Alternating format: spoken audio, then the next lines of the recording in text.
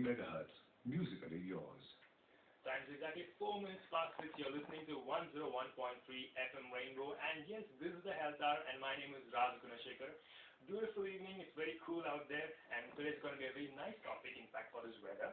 Well, I was being a little sarcastic anyway. Well, technology has always been a blessing, in fact, but it does have another darker side to it. And there are many facets to technology, as I said. In today's new age, technology has given rise to many different kinds of addictions which we could not conceive some few years ago. And one of them, which many are struggling with, is pornography addiction. So that is what today we're going to deal with, dealing with pornography addiction. And to deal with this special topic, we have a special guest, Mr. Nitin Mehra, who is a counseling psychologist. Mr. Nitin, thanks very much for coming today. Yeah, thanks, Raj. And good evening to all the listeners. Thank you so much. Good evening. So today we are dealing with pornography addiction and how to overcome it. Yes. So tell us, what are the primary internal and external reasons for people to get hooked to pornography? Okay. See, first, before we start going into this first question, I would like to just give a basic introduction about what is really the addiction is all about. Right? If you see most of the addictions that are there, right, they have lot of similarities in how they affect the brain, how they affect our thoughts, feelings, and behavior. Like, for example, in case of any addiction, the first thing that we see is there is a repeated sense of being engaging with certain activities, right, wherein even the person will continue in spite of the negative consequences which are there. It happens in case of, it could be any activity, any behavior, any substance, or any feeling for that matter. So a person tries a lot to stop, but he is not able to stop. So few of the very defining conditions which are there in any addiction, right, and especially so in pornography also, is there is a sense of compulsive behavior, unmatchability about how he is going to face life, a sense of powerlessness that he cannot stop himself from watching in spite of the adverse consequences, and loss of time and too much energy, time and spent is being spent on that particular activity, right? So pornographic addiction is a type of sexual addiction, and this addiction is all a kind of process addiction, you can say, whereas there are other process addictions like gambling, compulsive shopping, overeating. These all are not directly, there is no substance which you are getting used to, yes, but it's more of the process or the behavior which you engage in again and again, and then it becomes a kind of a cycle, right? Lot of neurochemical changes occur in the brain, right? So, and with every addiction, it will have its own negative consequences, right? But every addiction has its own flavor of these consequences, that some of the addictions may not really affect you that much. A lot of us are sometimes addicted to work, right? But nobody is going to challenge you. Oh, you are working from maybe 10 to 12 in the night, right? But nobody is going to complain, because there's a lot of benefits also which the family sees, the person sees in terms of growth, and they are able to rationalize that kind of addiction. But when it comes to porn, which also depends on the culture, how we take porn, how much we are culturally sensitive to all these issues, which will define how we react to it, right? Okay, let's come to the first question that you said, you asked about internal and external reasons why people get hooked to pornography. See, some of the internal reasons would be basically any sort of emotional or psychological discomfort which a person is facing, right? It could be related to his life, right? For example, depression, any sort of anxiety, loneliness, even boredom to a lot of extent, stress, shame, anger, right? Any of these negative emotions can actually trigger the watching of pornography on a regular basis, right? And the thing is that not everyone who watches porn is going to going into addiction, right? Only few of the people would be going into addiction, rest of them will not go into addiction, right? And there are a lot of personal factors which would decide, right? And some of these factors are these internal triggers, which is the way a person engages with life as a whole, right? Whether he's engaged positively with life or he's facing some issues.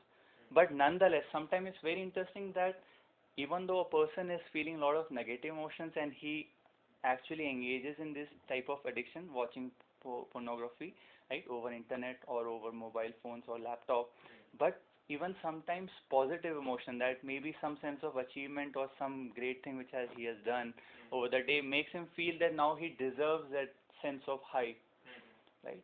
To get this sense of high, he usually can go for it. Some of the other internal triggers are also fantasies and desires, which I am sure every human has, right? And some of these are also connected to the bodies. It is also connected to our sense of aesthetics, right? And also a lot of imaginations, which all depends on the culture and how we see it, right? So these can be very strong for some people, wherein they would go a long way in fulfilling these fantasies and desires. Now coming to some of the external triggers, right? These can be anything, any sexual stimuli. Maybe you're going back home and the person is already kind of addicted to such watching pornography. Any billboard which he sees, maybe a sexy billboard or something which can trigger him, right? It can be people, place or thing or any of these events which can trigger him into again going back to the same loop. For example, if it's a bad day at office, or if he's not able to achieve a certain thing, or he is feeling depressed, that external event can actually trigger again going back to the same loop. Right. So psychologically speaking, is porn addiction categorized as a disorder? Not right now. So far, like the major ways in which it has been categorized is not exactly as a disorder so far. Going in future, yes, the talks are there that ICD, which is one of the manuals, right, for diagnosing these sort of disorder, has taken up this thing, and maybe in future versions of ICD it might come up, but so far it has not been. So far only it has been able to see is it's a kind of it, you can actually diagnose it as a type of sexual dysfunction, right? Both in DSM and ICD, these are the manuals for diagnosing any such disorder. So it is more a type of sexual disorder for now, and it might come as there is more research. It might come, yes. So do we have any statistics in India about this particular addiction? No, right now we don't have much statistics, as in, because the main problem lies is whether we even see it as an addiction or not. Like, a lot of people have mixed opinions. Some there's a lobby which saying it's not an addiction at all. Some people say it's an addiction, right? So there has been no uniform view on that, and it being a very taboo subject, right? And people engage in a lot of secrecy, right? Because of it, there has been no nationally representative prevalence surveys which could be done. Even doing research becomes very difficult, because how do we first diagnose whether someone is really addicted or not? And on top of that, even if you're able to find someone who falls in a closer category, maybe then how do you do research of him? That would make it very unethical and a moral issue even for research. So that makes it very difficult. So who are most addicted, men or the women? Well, as the statistics, whichever surveys which has been done over the world, right, it says that more men watch, almost close to 80% and above, whereas only 24% is the women's average who are watching porn. And the gap is really closing in, right? How I see it is because the culture has been very suppressive of women in the past, so they didn't have that kind of freedom, that sense of financial independence. They were not have given the freedom to really explore their sexuality, and that was something of a taboo in our culture. So as women grow more and more dependent in metropolitan cities, and they have more and more access, they are independent, they don't really have to really get married soon, and there's a lot of freedom they have wherein they can explore all these areas. And this is not basically what we said 80%, it is not really, it is the number of people who are watching porn, men, and 24% women. But addiction, there is no actually statistics who is exactly, so I would not really comment. Okay. Right? So it is said that women have stronger willpower to overcome addictions or temptations. So is this true? Why? Women have stronger willpower. That is something, even when I think of it, I'm not too sure about it, right? What really could happen is because women are driven a lot by emotions which are usually related to their family, their bondings. They are very, very sensitive about all these things, right? How they are connected to their family and larger thing. So for them, these sense of positive emotions can actually help them recover very fast if they have that type of support and they have that kind of positive emotion. But at the same time, if women are some of the women who are prone to negative emotion, then it can be even more difficult. Right. Well, the time is 6:14. You're listening to the Health Hour, and on the show we are dealing with pornography addiction, and with us is Mr. Nitin Naira, who's a counseling psychologist. So if you got any questions today, you can only call us, no SMSs. So you can call, you can dial 080-222-81206. That's 080-222-81206. We'll be right back.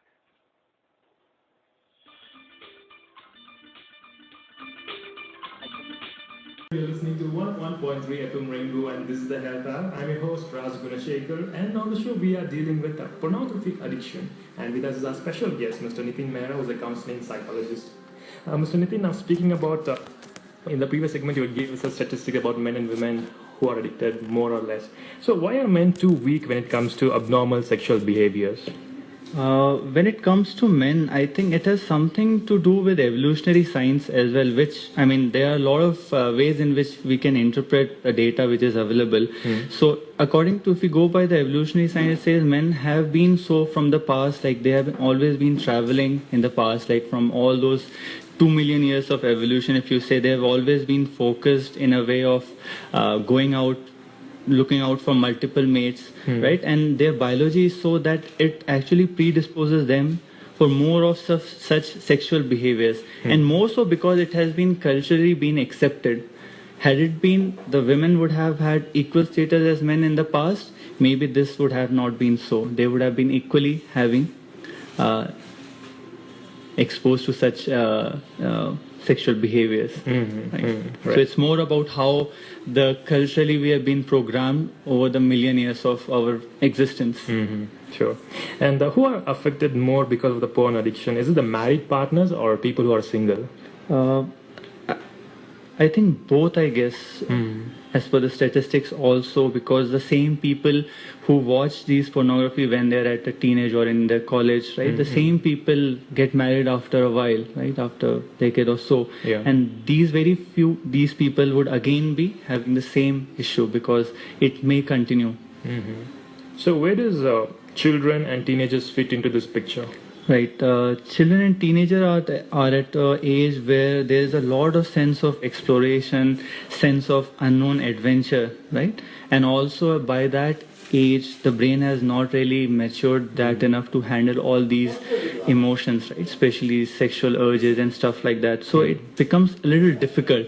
So in case this is the time wherein they first get exposed to pornography, right? And how they really deal with it and how they respond to such a pornography material and stuff, it depends and it defines how they are going to react to such things in the future and whether they will be really addicted to it or they will just take it lightly, right, and just kind of work it out. Right. So is porn addiction age specific, and what are the susceptible age groups? I think at any age it could happen, right? If we can take right from, we say the average age of exposure to porn is just 11 years. Right? Wow. And 80% of the children have seen porn by the age of 16. So that would make me believe that really no specific age. Even if we see middle-aged people getting addicted to porn, right? It's there in the news sometimes. And there's a lot of other factors, right? So, I mean, there could be no specific age wherein this cannot happen. Right. And also, how is it diagnosed? As we say, like the first question which would come is whether this is really an addiction, because the people or some of the statistic manuals or they are not actually willing to say it's an addiction and they don't want to diagnose it. But apart from that, definitely as therapists, people have been saying that few of the people do have difficulties when they are dealing with pornography, right? And they can definitely be said that they are having this sort of addiction, which may not be officially being diagnosed. And some people do not see this as a problem or an addiction. So is this a problem in itself then? Yes, see, it's like we like to watch movie, right? Many times in a month, right? But if a person says I would like to watch movie every day and give many hours on watching movie, I think then it would become a problem. So same way it goes for porn also. So if it is once in a while and you are in control, then it won't be a problem in itself, right? Just like alcohol, if you can handle it and be in moderation and enjoy it, then it's not an issue. But it becomes when the other dysfunction starts to crop up in how you deal with your life, right? And some of the signs and symptoms which you can say is, which helps us to diagnose as well as you, is an obsession which is there. There's a lot of time spent, and there's a sense of dysfunction also creeps in other areas of your life, like how you're going to deal with it. Yes. Sure. Well, 6:22 is the time. You're listening to Health Hour on 101.3 FM Rainbow, and we are dealing with pornographic addiction. And with us a special guest, Mr. Nitin Mehra, who's a counseling psychologist. So if you got any questions, you can call us today because no SMSs. So dial in the number 222-81206. That's 222-81206.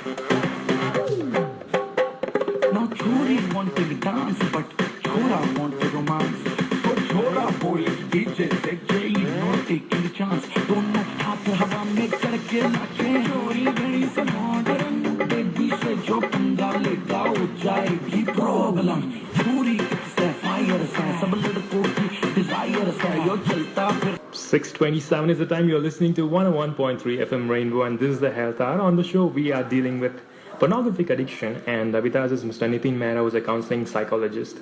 Mr. Nitin, now speaking about, what exactly happens to a person when they're actually watching porn? What happens to the mind? Actually speaking, there are a lot of neurochemical changes which happen in the brain as per neuroscience. How they say it is continuous overstimulation, right, from watching this porn will create a high, and then there's a lot of dopamine, neurochemicals, and a lot of hormones which get released at this time. And if you continuously watch it for a long time, or it's daily basis and many times a day, then definitely after a while the brain stops producing dopamine, right? And then it kinds of create a fatigue in the brain, right? And then a person can feel a lot of can say loss of energy, and his interest, it might go into depression a bit because he's using a lot of energy, right? And the whole brain system is getting triggered and over triggered, right? So that way it definitely affects. Sure.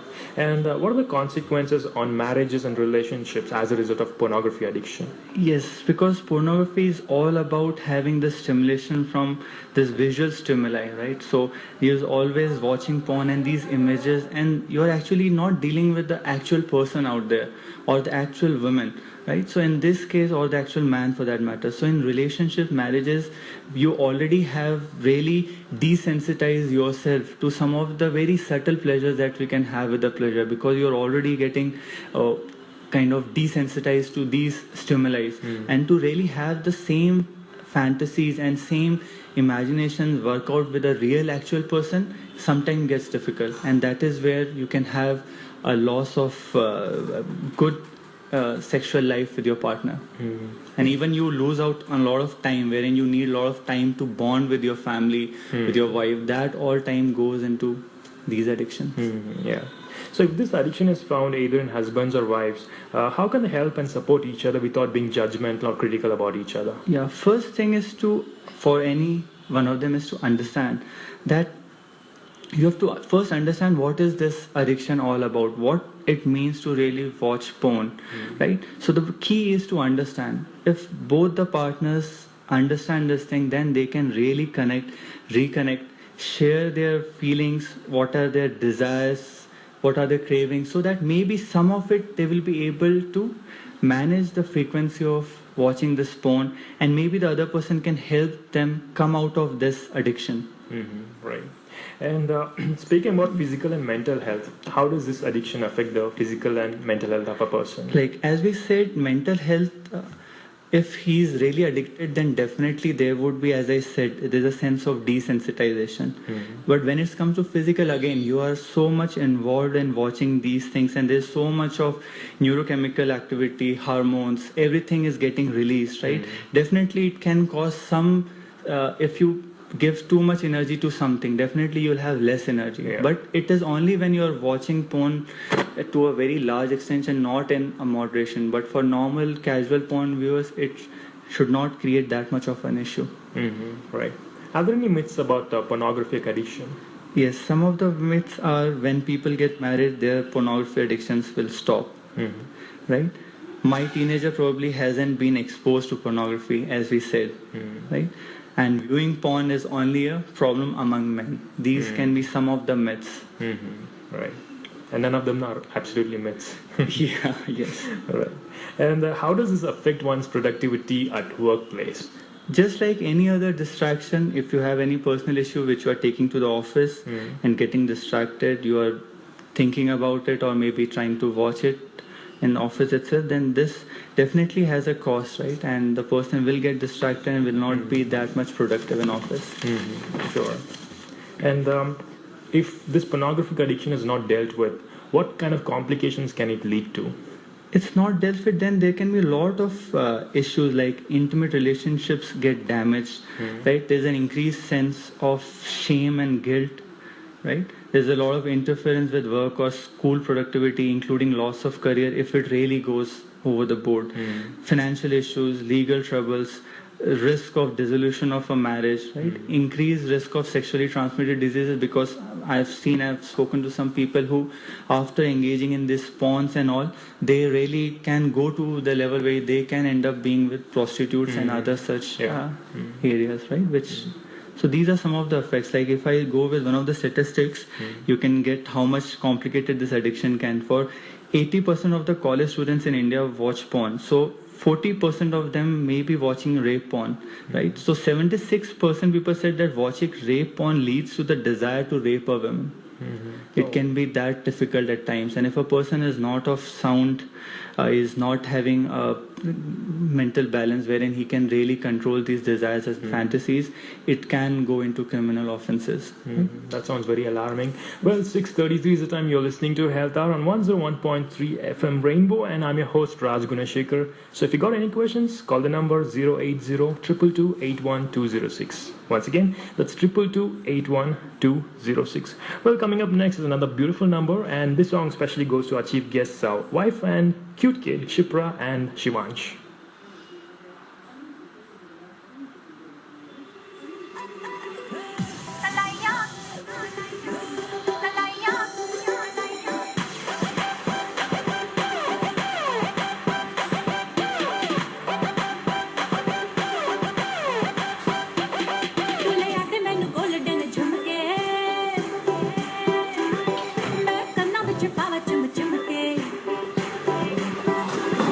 Too late,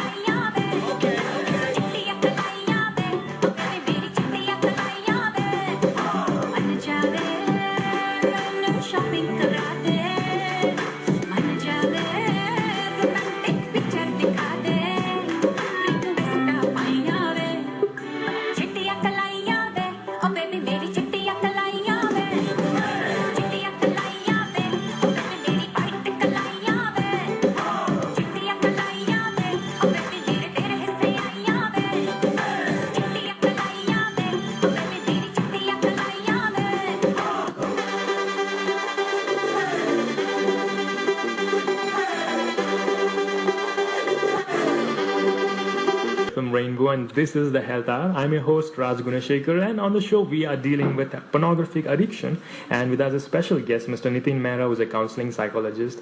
Mr. Nitin, now speaking about getting out of this addiction, what is the step-by-step procedure to come out of this? Right. For any addiction, it would be very difficult to find a step-by-step procedure. If there would have been, it would have made our life quite easy. So for any addiction, it's a lot about understanding. I feel understanding is the key, right? And sometimes not even willpower will work. So a lot of time we see people saying we have a lot of willpower and I can just stop my addiction anytime. Just ask some of these people who have tried really hard, right? And it doesn't sometimes work for everyone, right? When it goes into a area where it becomes very difficult for the person to come back. Yeah. Yes. So understanding is the key. Not suppressing at all, right? Just exploration, right? So change is possible, and some of the ways which you can work it out is you can try to avoid some of the triggers, more engagement with life, right? Broaden your views, broaden your engagements with life, right? Meditation, exercise, socializing, right? And there's a lot of distraction also you can make use of. So if you feel a certain trigger is there, yes, you can. But there's a thing is here is the understanding is the key, because even after going through all of these methods, sometimes it doesn't work for few people. Sure. And how long will it take to come out of this addiction?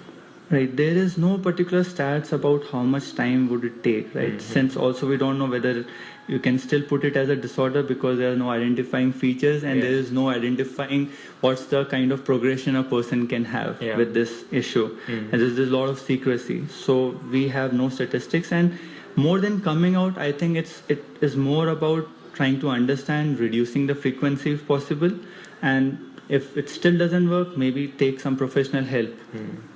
Sure. And talking about professional help and medications, so are there any medications available to cure or relieve this addiction? No, unfortunately, there are no medications for any of the addictions. Right? Even when it comes to alcohol or stuff, they can give you some medication basically to help you feel better, like antidepressant and stuff, which can maybe temporarily support you while you are trying to understand this addiction, but they cannot be a treatment as such. They can be more as a support. Right? And also at the same time, all of these people who actually go into addiction might have some comorbid other issues, mental disorders, like maybe they are having depression, anxiety, or antisocial behavior, OCD, obsessive compulsive disorder, or any other drug or alcohol addiction. It can get combined. So medication can provide support for those things till the time person is not able to come out of it. Right.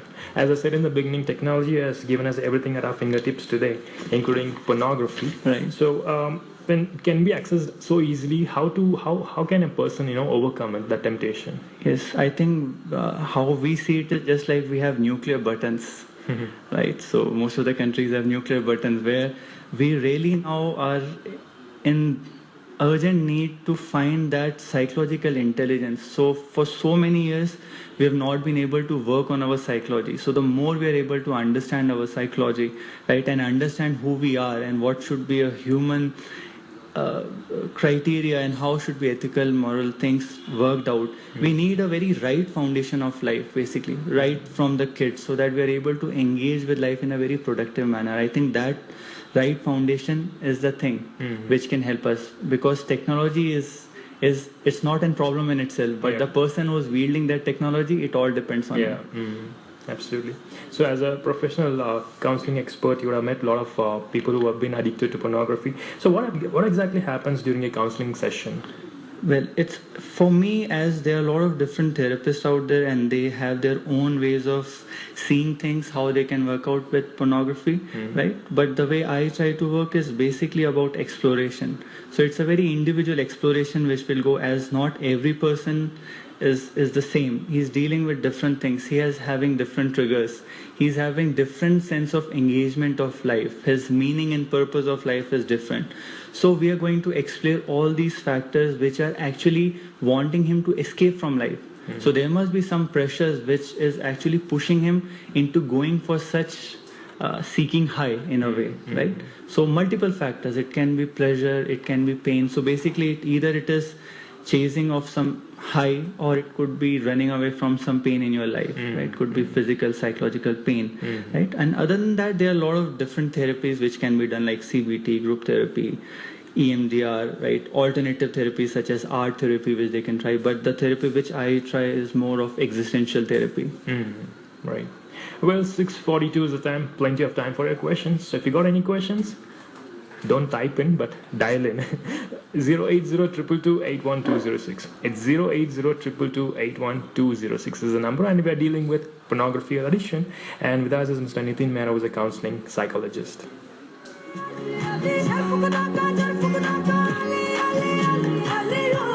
This is the Health Hour. On the show, we are dealing with pornography addiction, and with us is Mr. Nitin Mehra, who is a counseling psychologist. Mr. Nitin, now speaking about parents and children, how can parents know that their children are engaging in pornography? Right. See, even before they engage with pornography, I think it's very important for parents and schools to set the right foundation. Like, make them aware, have some kind of interaction with them which regards to the sex and how all these things are connected, right? So it's very important, but how they can monitor something is like they'll have to keep a check on how they're using their gadgets these days, right? Maybe some apps, and check their surfing history. And maybe there are some signals which they can actually find out if they look very withdrawn, they really do not engage much with the family, right? They're looking a little fatigued, lack of activity, late night computers, right? Or mobile use in bed or bathroom for a long time, and it has got a pattern to it, right? Or when parents are away, the person looks very dull down, right? All these things they can notice. So any advice for parents with this in this context? Yes, the same thing. Interact, connect with them, right? And the open communication is very important when it comes to sex, and even for any of the addictions, right? For example, for alcohol, drugs. If they are in touch with their wards, right, and they are able to openly communicate and kind of explore some of these issues, right, then it greatly helps for them to have this resilience against all these addictions. And apart from that, if they feel they find it very odd to engage with them, then definitely they can casually provide some reading material which has some awareness and so, right? Sure. And on top of it, yes, for some parents, they have to deal with it in themselves so that they can really understand what is it. Right. And we live in a very little conservative society where people don't openly come out and talk about all this. So how can a person come boldly out of this and, speak about it and maybe even get some help? That is all about, they have to first read on the net, right? When they are informed, well aware of how these things take their roots and what it means, right? Then they would be having less of this shame and guilt, and they can start to face this addiction in a very better way, right? And also, they can also take professional help if required, if they find they are not able to share it with some of their friends or with their parents or anyone for that matter, right? Then the professional help is something, right?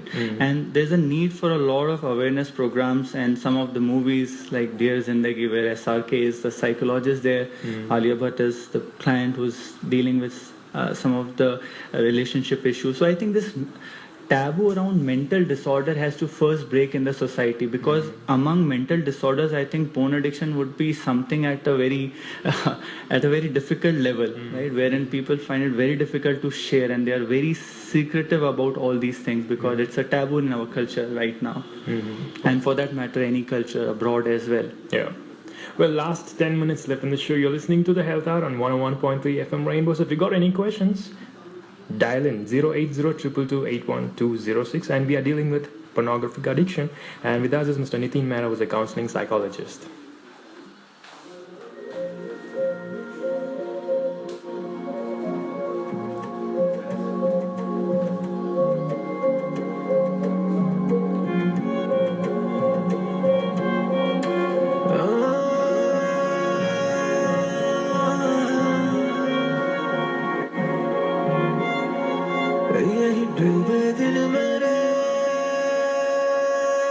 Dealing with pornographic addiction, and with us is Mr. Nitin Mehra, who is a counseling psychologist. Mr. Nitin, now speaking about support groups in Bangalore, people who are struggling with pornography, are there any support groups to help them? Yes, I see there are a lot of support groups in Bangalore if I search online, but since I haven't had any personal experience with them, so I would not really share their name right here. But yes, people can go online, see see the reviews, find out, go there, have an experience, and then decide if they would be getting any help from those support groups. Right? Support groups are not for every person, right? It needs some people who would be more open, Correct. right? And if they feel safe, secure, and the group is good, they can definitely go in for that, or take professional help. Absolutely. So, last couple of questions about this is that can a person completely come out of this, or are there any chances of relapsing? It completely depends on the person, right? When it comes to addictions, it's very difficult to say a person can completely come out of it, right? Just like in case of alcoholism or other drug addiction, the memories is always there, right? And the people can get triggered into it depending on their life situations. So if they are able to understand, build a good right foundation on which this recovery has been built, then yes, the relapse is difficult. But even if the relapse happens, that's not a problem, because what is important is with every relapse there should be learning. Not after the relapse, but before and during the relapse, you really have to learn, understand the process, feel it, right, and take help. Absolutely. And once out of this addiction, what are the major precautionary measures to be taken so that they don't go back to the old ways? Yes, well, I said, right, I consult at an addiction center also, wherein people just come and say, really, what can we do to really prevent a relapse? But it's really a very difficult question, right? Even if I ask them, right, let's say you have an addiction for watching TV, right, or you like your favorite dish, right, or watching TV, right? If I ask you, will you be able to stop yourself whole life not engaging it again? That's a very difficult question to answer. Yes, it's really, really difficult because the memory of those things remain. And if there's not a right foundation and there is a not right understanding, then avoiding triggers can be difficult. So you have to be really careful about the triggers. But understanding is the key here. So when you say understanding, what exactly is that? What is basically addiction all about, right? In pornographic addiction, what is all about this sexual addiction, right? It also says what is your relationship to a woman's body or a man's body. What is your relation? How do you see a woman's body, right? How does culture sees it, right? You have to go through this whole process. Like there was a time, we say it was a Victorian age, right? The wives and the women were not at all allowed to explore or display any sense of sensuality or any sexual behaviors, right? It existed in our country as well, but it was not back in the day back. I think Ajanta, Ellora, the caves are there. But the culture is always in a stage of transformation. So how the culture is, right? We have to really understand what is pornography all about. Is it just an escape from me? Or is it that I'm seeking a high which I'm not able to seek in any other area of my life, right? There are many areas of life, like people, they have this sense of achievement or finding their own thing, but when the life really becomes hard for them at times, they tend to resort to such escapes, right? And the relationship which you have to the beauty or how you're looking at it, it changes drastically. So all these understanding which can be explored, it has to be done. You have to read a lot of psychology, a lot of philosophy, how you engage with another person, another human. Do you just engage at a very physical level, right? How do you see that person as, right? How do you see your own body? I think it would depend on that. And I think if I keep going on, there's no end to such exploration. It's a lifelong exploration for anyone. Absolutely. Beautifully explained. Thank you very much, Mr. Nitin. So what would be your concluding remarks? Yeah, I think when it comes to any addiction, especially pornography or for that matter anything, right? When it comes to sex, it's a great force of nature. So what is your relationship to this great force of nature? Do you use this force to connect to another human at a very deep level, or how are you going to use this power, right? With, as we say, with great powers come great responsibility. I think sex as a procreation drive is evolutionarily built in humans, and it's a very strong drive. It's almost like fire. So when you're playing with fire, you can use it in a very good way, and you can also burn yourself up. So be very careful. Understand it. I think for anything in life, first thing I feel is you have to have a very good foundation of life which starts from the childhood. And you can help your kid connect to life in a very different and engaging way, but provided you have done it yourself. So I think all of us must read some good psychology books and philosophy right from the time of Greeks. I think without all these things, any sort of methods, treatments would not really work in the long run, right? Absolutely. Beautiful explanation. Thank you very much, Mr. Nitin Mehra. Thanks for joining us today. I appreciate it. Thank you, Raj. It was lovely talking to you and all the listeners who are out there. Thank you so Thanks. much. Absolutely. Thank you. Well, 6:58, which means it's time for me to say bye-bye. But I'll be right back on Media Day right after the news in Canada. Up next, selfie song.